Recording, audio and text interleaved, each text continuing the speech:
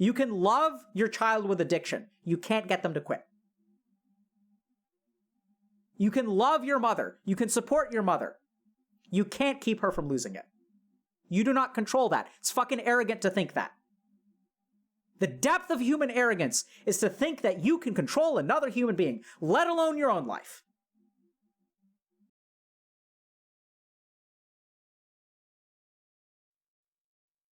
Okay, so there's someone who has a question about the holiday season. So the holiday season is here. It's extremely stressful. My family doesn't do a traditional Christmas celebration.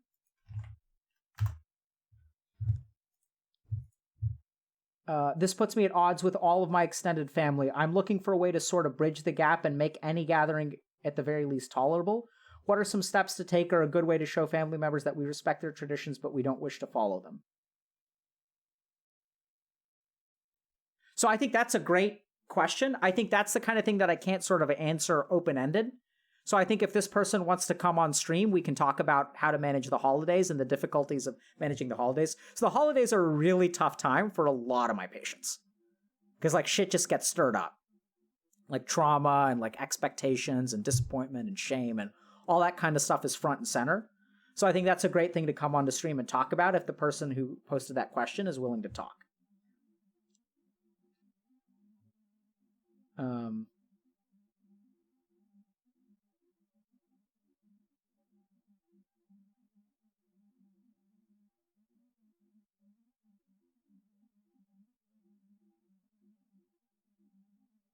Okay. So there's another question here which I think is really good, but is also kind of off topic and something that I can answer. Yeah. Oh, crap. So many good questions. Okay. We still have to teach you guys how to meditate today, right? Don't get hammered through the holidays.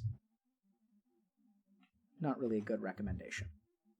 Okay, let me ask you guys. Do you guys want sort of like, I'll ask you. Do you want me to, oh, crap. Okay, so here's the next question.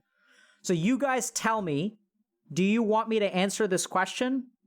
Or do you guys want me to move on to something else?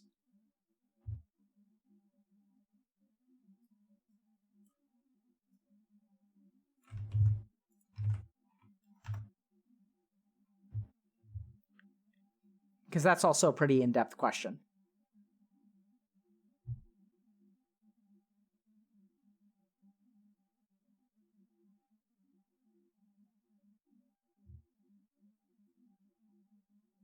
Okay.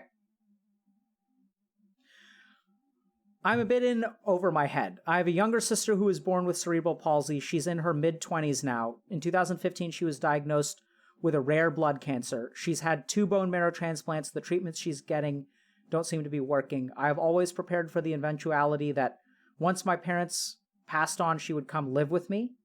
I don't think this will be the case. I don't know how to be supportive for my mother who is handling the daily doctors and treatments. I don't know how to prepare myself for her potential passing and what I would need to do for my mother to keep her from, well, just losing it. She shrugs my suggestions for counseling for her with, I've survived this long without it. Okay, this is a good question. So this question highlights a lot of principles that it is very important that you live your life by. That's why I love this question. There's a lot here, okay?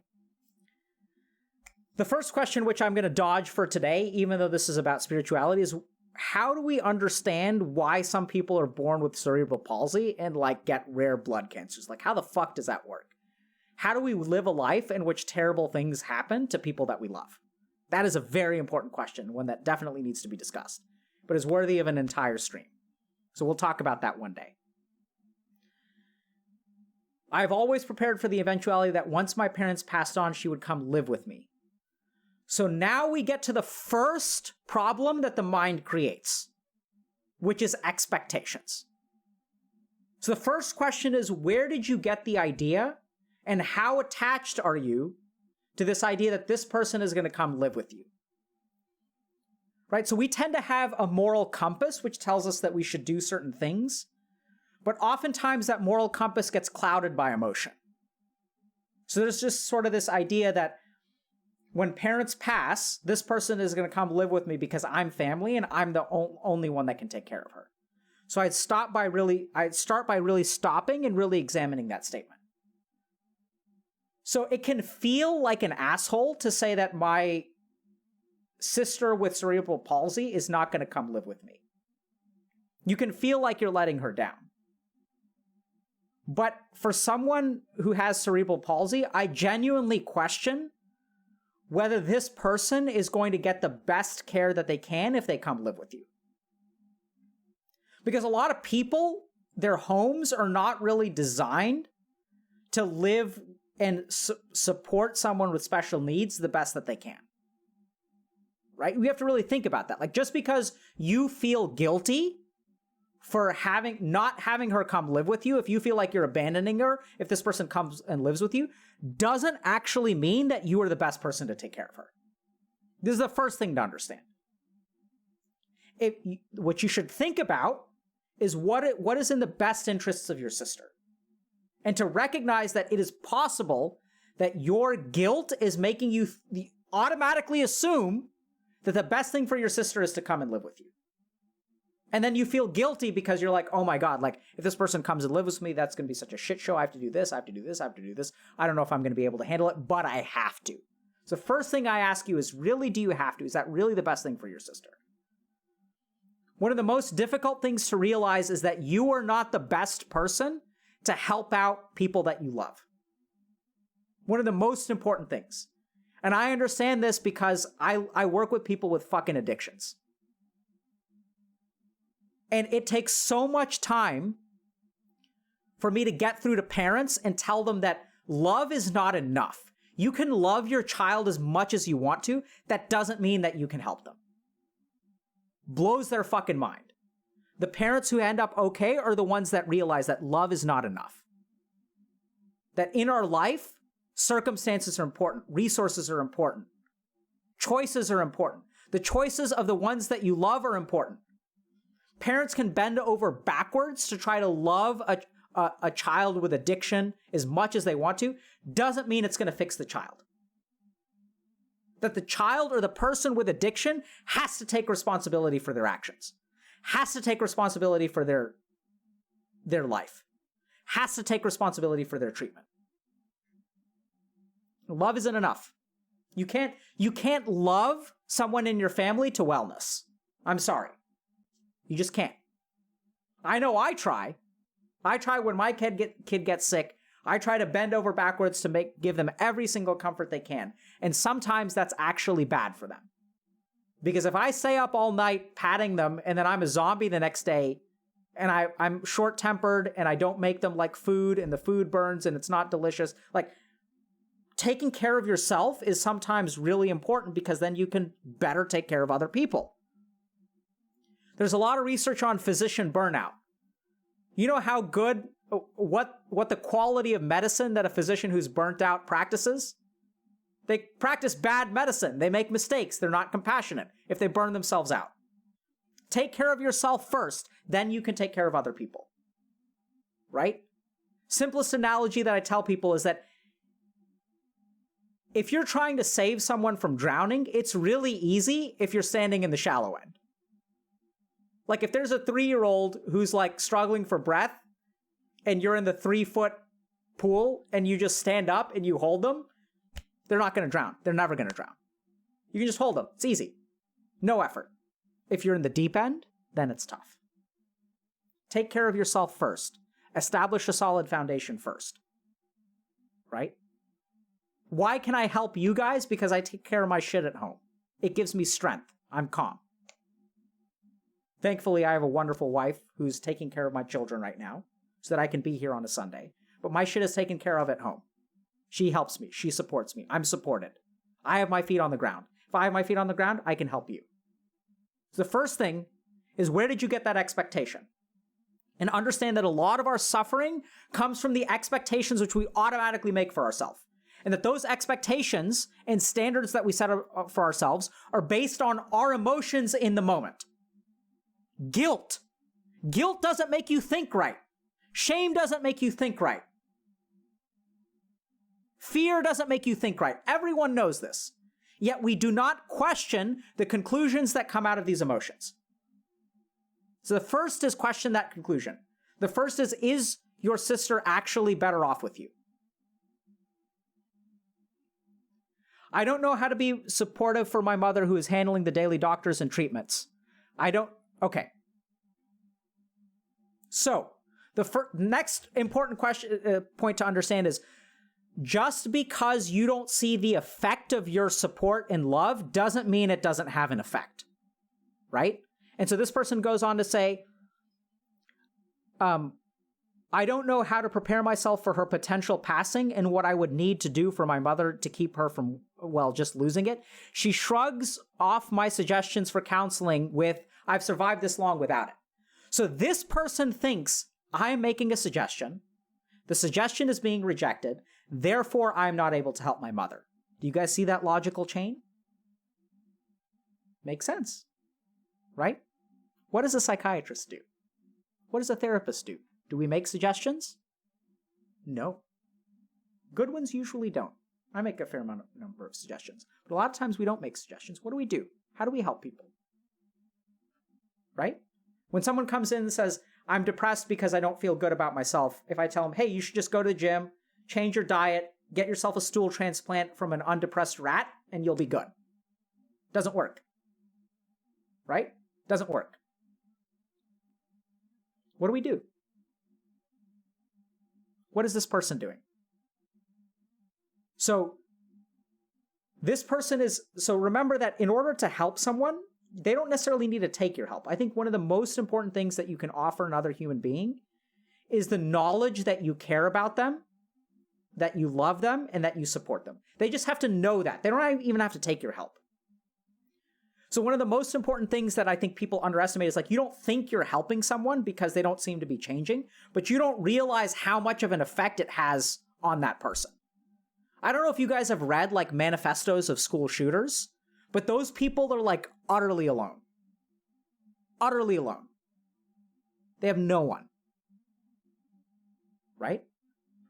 And so when you demonstrate concern for someone you love and you say, hey, maybe you should get counseling, you don't realize that that person feels less alone because you're caring about them. You're demonstrating your caring. And so the other interesting thing is the mother hasn't lost it yet, right? Think about this for a second. This is a mother who has a child who has cerebral palsy, multiple blood cancers where treatments aren't working. Their life is hard. As hard as you can possibly imagine, and then harder. And the mother hasn't lost it yet. Why? Why? I think it's because this person is helping. Because they're saying, hey, I see you. I see that you're struggling, and I want to help. How can I help? Right? That's what they're doing. That's the signal. Even if they're turning down the help, it's just enough to know that you're not utterly alone. And I don't know if you guys have ever been suicidal. I imagine there are a fair number of people in chat who have been suicidal. But, like, when you're suicidal, you just feel really, really alone, right? And if there's one person who can make you feel not alone, that helps so much. And so I think this person is doing a better job of taking care of their mother than they realize. Right? Now, practically, you can ask, so I would say that, like, practically, you're doing a better job than you think. And also, I would consider using this phrasing, which is, I know that this is, like, dealing with my sister is really hard and that you must be going through a lot. How can I best support you? Instead of suggesting something, ask them. Ask an open-ended question of how you can help. So a lot of times when you try to help someone, you give them suggestions. You say, hey man, I think you have a drinking problem. You need to go to fucking rehab. And they say, no, fuck you. Right? Say, hey man, you should go to AA. You have a fucking drinking problem. And they say, no. Hey man, you're overweight. You should get your ass to the gym and stop eating Cheetos. And they say no. So try this. Hey, I see you're really struggling right now. This is stressful for me, and I'm not even the primary caretaker of my sister. What can I do to support you? How can I help? How are you handling it? And let them run the show. Right? Instead of just making suggestions, see what they need. And then ask them questions. Instead of suggesting counseling, have you thought about getting counseling? And then if they say, I've survived this long without it, have you ever been in counseling? What do you think counseling is about? Do you think it could be helpful?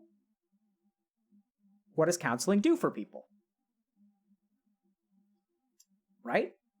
You can ask these kinds of questions. Start exploring things with them. See how they feel. Ask them how they need support. And now the last part, which is possibly the hardest. I don't know how to prepare myself for her potential passing and what I would need to do for my mother to keep her from, well, just losing it. Okay. Now we come to the biggest source of suffering in the world. Biggest source of suffering in the world, which is your fucking arrogance that you can control things for another human being. That you can actually control your life, that you can control outcomes. When I apply for a job, and I really want that job, there's a part of me that says that if I work hard enough, I can get that job. Incorrect. You do not control whether you get the job. You just don't control it. You can work as hard as you fucking want to. I'm not saying you shouldn't work hard. What I'm saying is be careful about the expectation you create in your mind about the result. You can love your child with addiction. You can't get them to quit. You can love your mother. You can support your mother. You can't keep her from losing it. You do not control that. It's fucking arrogant to think that. The depth of human arrogance is to think that you can control another human being, let alone your own life.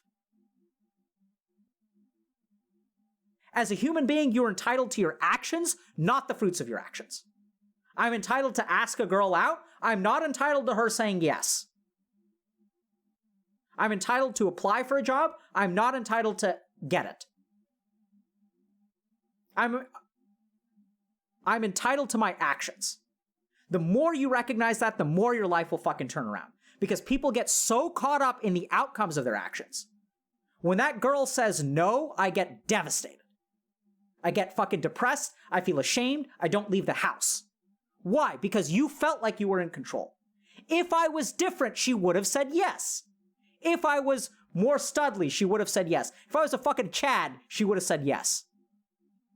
Right? If I was ... she would have said yes. I'm not good enough because she did not say yes. That's the fucking problem. Devote yourself to your actions. You don't control whether she says yes. You don't control whether your mother takes your help. You don't control whether your mother loses it. You don't control whether your loved one gets recovery from addiction or not. You do not control that. All you control is what you do. You get to control showing up. That's all you get. You get to show up. Today, I showed up. Today, you guys showed up. That's what you control.